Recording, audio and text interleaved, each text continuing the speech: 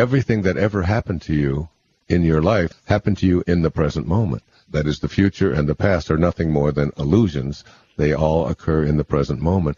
There's an old saying that says, I'm an old man and I've had many troubles, most of which have never happened. And, it's like these are all things that we create for ourselves in our mind. Just know that whatever it is that is coming your way, know that it is all for your highest good.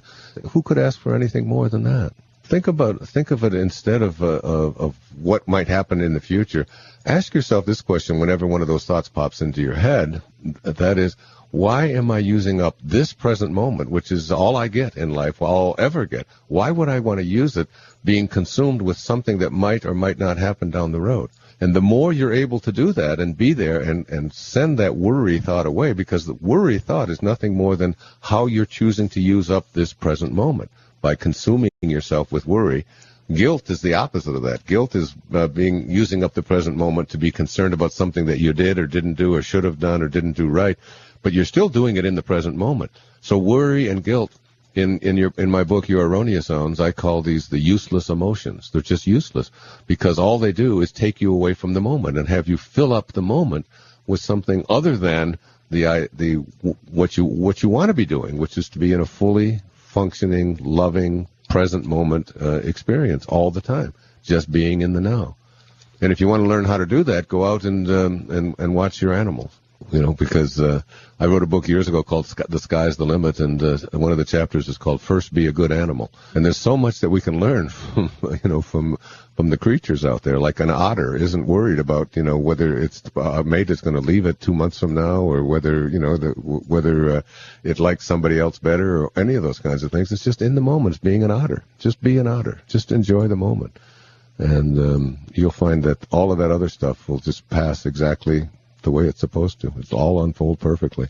And everybody who comes into our life, by the way, everybody who comes in, it's like a play. They have certain roles to play. Some of them in for the whole act. Usually, your parents and grandparents and so on, they're in for every act of the play. And some of them come in for a short time and then they leave, and some come back. And everybody's making entrances and exits, and ultimately we all exit the play, don't we? It's all of that anxiety and that stress and that fear and that worry. All you're doing is wasting the present moments of your life, filling them with something that you could otherwise be filling them with. And that's what I would be asking you if I were your therapist. Like, what is it that you could be doing in the moments when you're worried about whether your husband's going to find someone more suited to you? What could you be doing other than that? Supposing that your mind wasn't capable of thinking that thought, what would your life look like? Yeah, if you couldn't think that thought, you would be happy. So the only thing that keeps you from being happy isn't your husband or isn't you, it's that thought. And if you just decide that I'm in charge of what thoughts that I have, and so now you say, okay, you just go onto you use your imagination, and you go into this imaginary place where you just assume, I can't think that thought. My brain isn't capable of making the chemicals that are going to allow that thought. And then you start realizing that I am now content. You would be free, you would be joyful. You have a deep knowing inside of you that you are totally unlimited. I mean, I sit here right now at the age of 68, and I know that if I decided to change careers right now and just go into something completely different, something I had never even done before, that I know that all I would have to do is put my attention on it, and the universe would send me, the right people, the right events, the right circumstances. It would all just begin to show up. You almost get a sense of that whatever it is I want to manifest or attract into my life, whatever it might be, that there's absolutely no limit to it whatsoever. And you get, the right word isn't arrogant, but it's the word that keeps going. You get almost like a knowing that is so powerful that there's nothing can dissuade you from it, Nothing can come in there and say, no, this can't happen, this isn't going to work, these are all the obstacles, these are all the reasons where. All of that stuff is that's the work of other people. That's the work of people in the past who have tried to make these try to make your life safe and try to do the right thing by you, and all with good intentions, but always with limitations, and always with, you have to watch out for the outcome.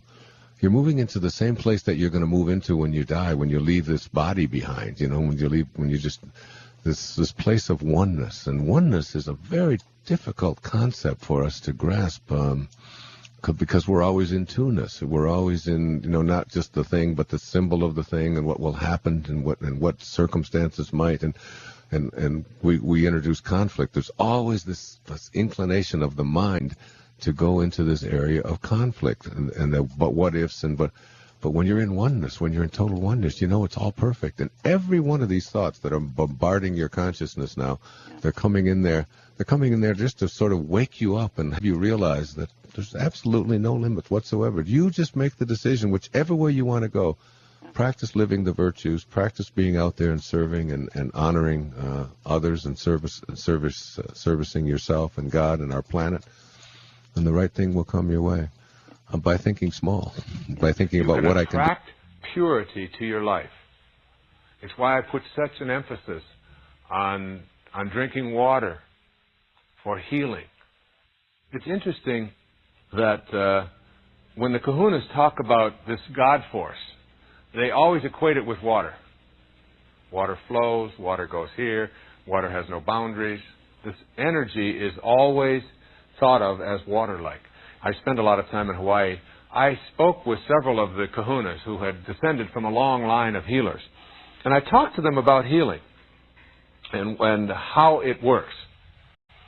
And how come some people have this ability to heal and other people don't. And they explained it to me like this, very intriguing. They said that the life force is really electrical in nature, or water-like in nature. Only water we can see. Electrical still flows the same way, only we just can't see it with our eyes. And this one great kahuna said to me, he said, being able to heal is nothing more than having an energy within you that is stronger than the energy of the person who believes they can't. All you have to do is have that energy be stronger than that. And he said, between your thoughts and any place on your body that you feel needs to be healed, like an ache or a pain or a disease or a boil or a headache or a backache or a cut or just a plain disease process of some kind that is located in a specific place in your body and you know where it is. He said, between your thought and that place in your body, there's a current. And the current is like an electrical current. And he's writing, I was writing this down. It was so fascinating. And he said that current has charges. And these charges travel along that current. And between your thought and that place on your body, you can place what they call shadowy substances that will heal that sepsis or that disease or that pain. And the way that it works is that what you place along that current is your will. And your will is in the form of thoughts. And this energy that I'm talking about, this power of attraction, is really the power of your ability to think. It is your thoughts, which are not in the physical world. I mean, you can't get a hold of them. It is the power that you have to think. It is that power. And you can harness that power and place it along, according to these healers, you can place it along this current in the form of these shadowy substances or waves, and you can literally visualize or picture it going from your thought to that place. And you just keep that current filled with the will of healing. And that, he said, is how it works. And I must say that, some people have given me a lot more credit and so on than I believe that I personally deserve in this area of healing and so on. But when somebody comes to me whose belief in me is stronger than their own disbelief in themselves, I find I can help them. It isn't me, Wayne Dyer, this physical body that is here. It's this energy of knowing that healing is possible and that it's in every one of us. And that healing energy is something that all of us have. And that by putting your hands on or just convincing somebody or just letting them know that I have such a strong belief in you that you can be healed, that has a tendency to transcend the negativity that is the disease process. And that it isn't some magical faith-healing kind of thing at all. I mean, if you read the work of Bernie Siegel, and if you read Deepak Chopra, and you read Dean Ornish and many of these people, medical people, who are talking about the mind-body connection, they're really talking about a strong sense of connecting to the chi, or the prana, which is just the energies. It's just another word for that energy, for that God force. And knowing that it's in you to be able to put along this current, this healing capacity. When Siddhartha, who was Buddha as a young man, was going through his experiences of learning about enlightenment as a young man, he was fasting for a great period of time. And his friend's name was Govinda.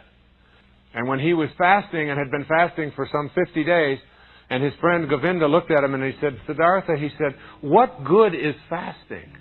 And Siddhartha looked back at him and said, Govinda, I can laugh at hunger. Do you know how profound a statement that is? I can laugh at hunger. What he was saying is, there is that which is hungry. There is hunger, but the I that is God, the I that is connected to the divine, perfect, loving source, can look at that and laugh at it. I am no longer that. And therefore, it is just in the physical domain. But who I am is something much greater and much grander than that.